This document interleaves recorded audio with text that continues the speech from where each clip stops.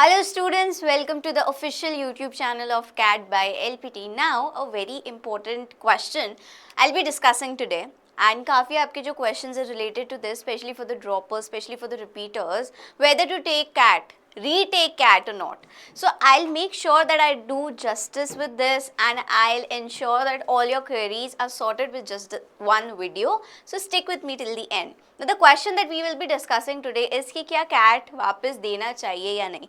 आपने अभी CAT 2024 दिया, CAT 2025 जो अब होगा, क्या वो वापस अटेम्प्ट करना चाहिए, नहीं करना चाहिए, क्या ड्रॉबैक्स है, किसे देना चाहिए, everything will be covered in this video.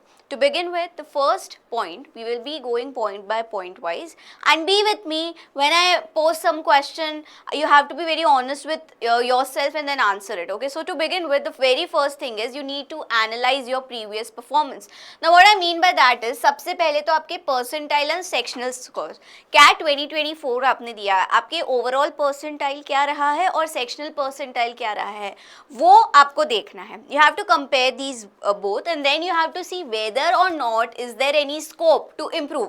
क्या कोई scope है क्या improve करने का. कैसे scope पता करेंगे कि जो target colleges आप सोच रहे थे कि मैं इस IIM में जाना चाह रहा हूँ, इस IIM में जाना चाह रही हूँ या इस B स्कूल को टारगेट करना चाह रही हूँ, उस B स्कूल का जो एक्चुअल स्कोर रहा है उससे कितना आप आगे पीछे है. You have to ensure that and जो स्कोप ऑफ इम्प्रूवमेंट है वो कितना है, you have to then figure out. Second is mock test versus actual score. ना दिस इज समथिंग जो बहुत ही सीरियस है. क्यों कि फॉर एग्जाम्पल आपने जो मॉक टेस्ट दिए ड्यूरिंग योर CAT 2024 प्रिपरेशन और जब फाइनली आपने अपना CAT का एग्जाम दिया, टर्न्स आउट आपके मॉक्स में जो है स्कोर्स काफ़ी अच्छे रहे as and when compare to CAT के एग्जाम में. So you need to figure out what went wrong. क्यों मॉक्स में तो अच्छा आ रहा था रिजल्ट लेकिन CAT में नहीं आया. क्या वो एग्जाम प्रेशर था, D-Day प्रेशर था, मोस्ट ऑफ द केसेस में वही रहता है.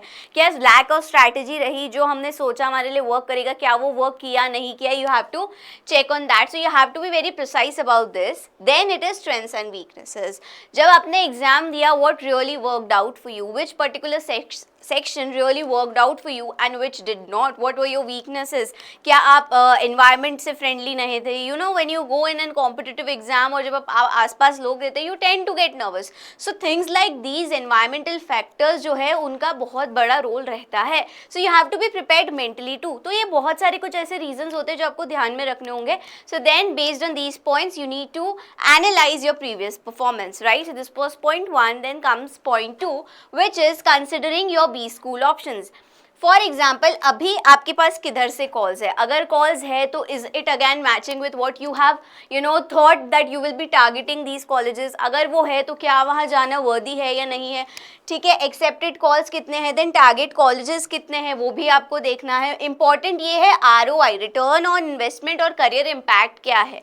जो पर्टिकुलर कॉलेज आप एम कर रहे थे वो मिला नहीं मिला वो सेकेंडरी है. ROI उसका क्या है, क्या वो सफिशिएंट है, सेटिस्फैक्ट्री है उसमें जाना. So you have to check that as well. और आपका करियर इम्पैक्ट क्या रहेगा. For example if you're a working professional, would it be the right time to again retake the test, or it is like ठीक है अभी job ही करते हैं, we'll look afterwards. Are you ready mentally? क्या the career impact also कि अभी job छोड़ के वापस लगना important है, हो पाएगा नहीं हो पाएगा, you have to keep that in mind. Okay, then comes evaluating your preparation commitment. कैसे कि study time available नहीं है कि नहीं है. For example, if you are someone who is doing a job, right, you are a working professional. Do you have 4 to 5 months? Will you commit the coming 4 to 5 months specially to CAT preparation? ये check करना है. And if you are a student, you might be finally a student, तो semester आ रहा होगा, cultural fest हो रहे होंगे, बहुत सारी extra curricular side by side चलते रह रहे होंगे. Would it be possible for you कि अलग से स्टडी टाइम आप निकाल पाए? You have to be honest with yourself. Then it is an improvement potential. जो आपका स्कोर रहा है, क्या अब आपके लिए पॉसिबल है टू गो अबव दैट, और is it like no I did my best boss, मेरे से जितना हो पाया मैंने किया, now there is no scope of improvement. मैंने दिन में 16 घंटे भी पढ़ाई की है बट कुछ नहीं हुआ. So you have to be honest with yourself. And on the contrary it might be मैंने 6 घंटा पढ़ा और फिर भी मेरा रिजल्ट इतना आ गया, तो व्हाट इफ मैं अगर और 6 घंटे और पढ़ के 12 घंटे दिन में पढ़ाई करूँ, would it be possible. Then comes new strategy.